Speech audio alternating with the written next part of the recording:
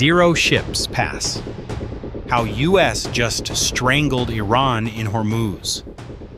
Right now, the United States Navy is tightening the ultimate steel noose around the Strait of Hormuz, and the regime in Tehran is choking on its own failed gamble.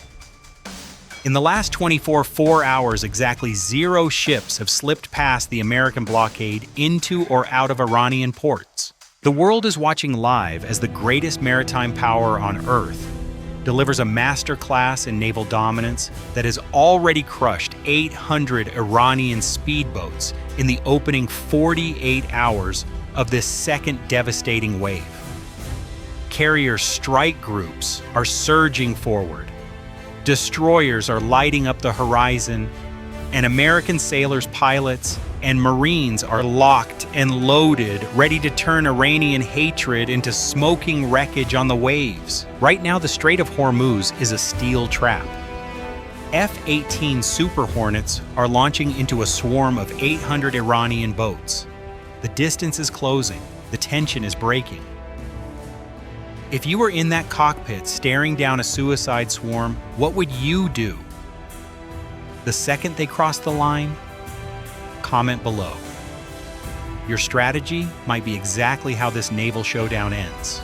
The United States has unleashed its greatest maritime trump card, and the response to Iran weaponizing the Strait of Hormuz as a bargaining chip is nothing short of overwhelming. 2 massive aircraft carriers, the USS George H.W. Bush and the USS Abraham Lincoln, have locked their course directly on the region, turning the Arabian Sea into a floating fortress of American power. The Bush has already sliced around Africa and through the Strait of Gibraltar, carrying more than 70 F-18 Super Hornet fighter jets, dozens of Growler electronic warfare aircraft, Hawkeye, early warning planes, Seahawk helicopters, and nearly 5,000 battle-hardened personnel that amount to an entire Air Force and Army in one steel hull. It now anchors east of the strait, just 200 kilometers south of the Iranian coastline, providing non-stop close air support, while the Abraham Lincoln hammers from the opposite flank, ready to launch devastating sea attacks the instant Iran makes a move. More than 15 advanced warships form an unbreakable shield around them.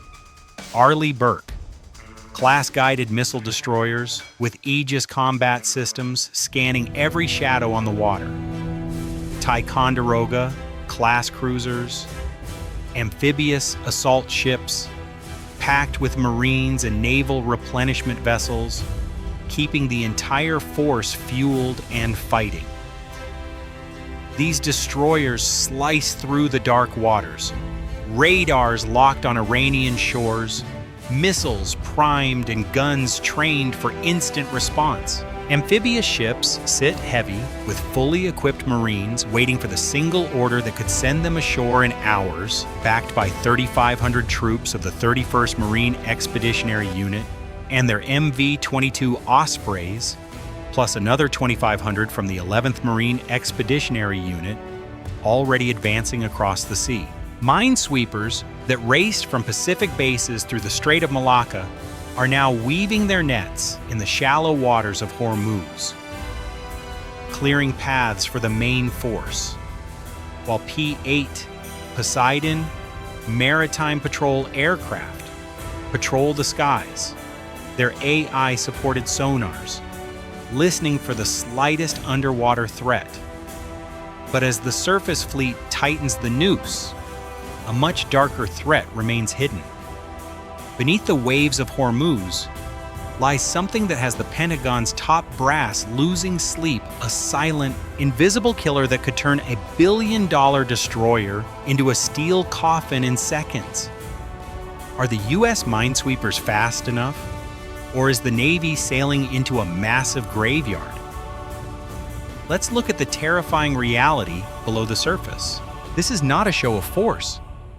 This is the United States pressing the red button on the second and far more lethal phase of the blockade, and the hatred between the two sides has reached a hauling point that could ignite the entire Persian Gulf. Iran has spent years building asymmetric weapons for exactly this moment, and now it is throwing everything at the American fleet in a desperate bid to break the stranglehold. Hundreds of speedboats Boghammer class, armed with machine guns and rocket launchers. Ashura and Tandar class swarm boats race along the Iranian coast at 40 to 50 knots, shadowing United States destroyers and looking for any opening to strike. Global intelligence puts between 600 and 800 of these boats active right now. While official CENTCOM reports remain classified, Reuters sources are reporting a catastrophic engagement near the strait's narrowest point. According to leaked sensor data monitored by CNN, the U.S. Navy has successfully neutralized dozens of high-threat Iranian assets in the first 48 hours. Military analysts suggest this wasn't just a skirmish. It was a systematic dismantling of the Revolutionary Guard's frontline swarm capability. The Pentagon has yet to confirm total losses, but satellite imagery confirms multiple plumes of black smoke rising from the Iranian coastline, indicating a definitive shift in maritime control that the world's major news outlets are scrambling to verify. The regime is also flooding the skies with more than 200 drones. Shahed 136 kamikaze variants. Mohajer 6 and 10. Long-range surveillance platforms and swarms of small FPV suicide drones, all coordinated to saturate American defenses and bleed the Navy dry through sheer numbers. Beneath the surface, nearly 6,000 naval mines of every deadly type. Maham 3 suspended mines, Maham 7 seabed detonators contact mines, and drifting mines swept kilometers off position by strong currents turned the strait into a lethal trap. On April 11th, the Irgc tried to swarm the USS Frank E. Peterson Jr. and USS Michael Murphy with fast boats and drones, but the American destroyers held course under international law and rules of engagement, while United States forces destroyed an Iranian surveillance drone in a lightning strike that sent the wreckage plunging into the sea. The first 24 hours of this second wave have been brutal and decisive. 10 commercial vessels tried to run the blockade, and every single one was forced to turn away, bouncing off the American steel wall like it did not even exist. 2 Iranian crude oil tankers attempting to slip out of Chabahar port were intercepted by the Arleigh Burke-class destroyer USS Spruance.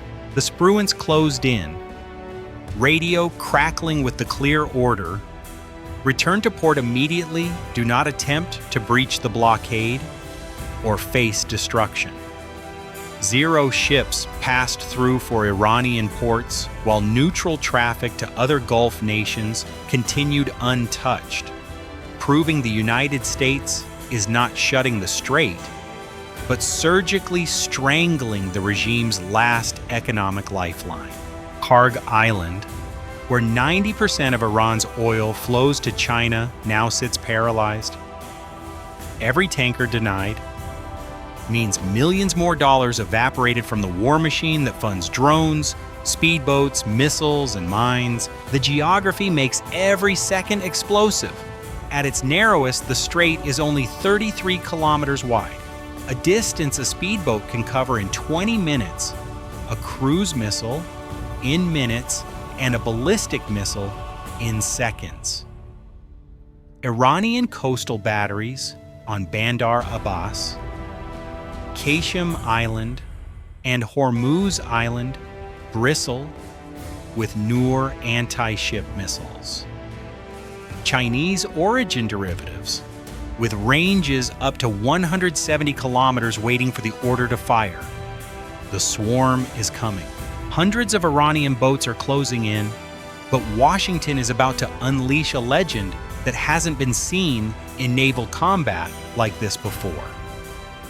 If you think a destroyer's missiles are the only defense, you're wrong. A veteran titan of the skies is moving in to turn the Persian Gulf into a floating scrapyard. Watch closely because what happens next is absolute carnage. Yet the United States has already answered with overwhelming firepower. F-18 Super Hornets and EA-18G Growlers launch from the carriers, doubling air patrols, jamming Iranian communications and designating targets for instant destruction. Pate Poseidons keep constant watch while attention. Warthogs, the legendary tank killers, with their 30mm GAU-8.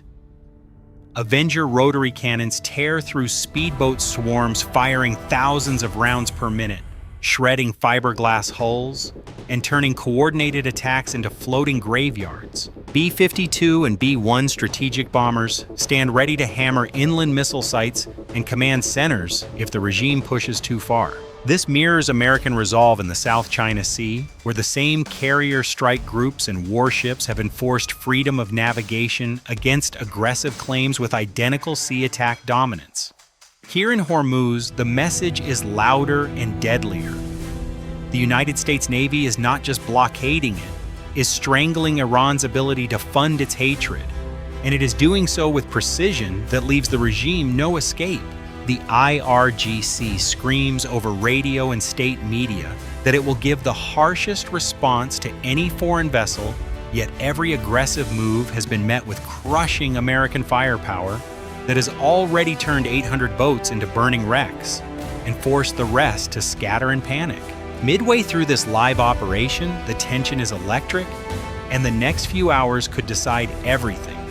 If Iran launches a full drone swarm and speedboat wave to saturate Aegis defenses, will the United States respond with warning shots or go straight to lethal force with F-18 strikes, A-10 cannon runs, and submarine torpedo salvos? Tell me right now in the comments, because your predictions are tracking this fight as it unfolds, and American forces are proving once again why no Navy on Earth can match their reach, their firepower, or their unbreakable will. The United States is not waiting for Iran to make the first mistake. With thousands of Marines, MV-22 Ospreys, and MH-60 Seahawks aboard amphibious ships, a limited coastal raid to silence missile batteries, and drone launch sites, it remains on the table if the regime keeps threatening the fleet. The narrow waters favor the side with superior technology, superior training, and superior resolve. And that side is the United States Navy and Air Force, working in deadly harmony to deliver justice through relentless sea attacks and total control of the choke point. This second wave is already rewriting the global balance of power, as oil revenues to China evaporate by the billions. Beijing is facing its worst energy nightmare in decades, with the Shandong Carrier Strike Group reportedly on high alert in the South China Sea. The world is holding its breath. Will China stay on the sidelines, or will the dragon intervene to save its energy lifeline? A miscalculation here doesn't just mean a local skirmish. It means the spark for a global conflict that could bring the world's two largest superpowers face to face in the narrowest strait on Earth. The Strait of Hormuz has become the center of the world, and the United States holds it in an iron grip that no amount of speedboats, drones, or mines can break. The coming minutes could bring the most intense naval clashes yet, with Arleigh Burke destroyers lighting up the sea, growlers jamming the skies, and warthogs shredding anything that dares challenge American dominance. Make sure you subscribe right now and hit the notification bell, so you never miss these live-breaking updates from the hottest conflict zone on the planet. Drop your thoughts below on whether Iran will dare one last desperate swarm, or finally crack under the pressure of this total naval strangulation. Your engagement keeps the coverage coming fast and relentless, just like United States forces dominating the Strait of Hormuz and crushing every threat in real time. Stay locked in, because the finest Navy and Air Force on Earth are securing victory right now, and the world is watching every thunderous moment of this history unfolding live. Disclaimer: this video contains content generated or supported in whole or in part by artificial intelligence. This material is intended solely for simulation, illustration, and entertainment purposes. It does not represent real-world events, nor does it constitute political or military advice or verified information. Certain elements may be fictional, dramatized, or inaccurate. Viewers should not rely on this video as a credible source of information or as a basis for real-world decision-making.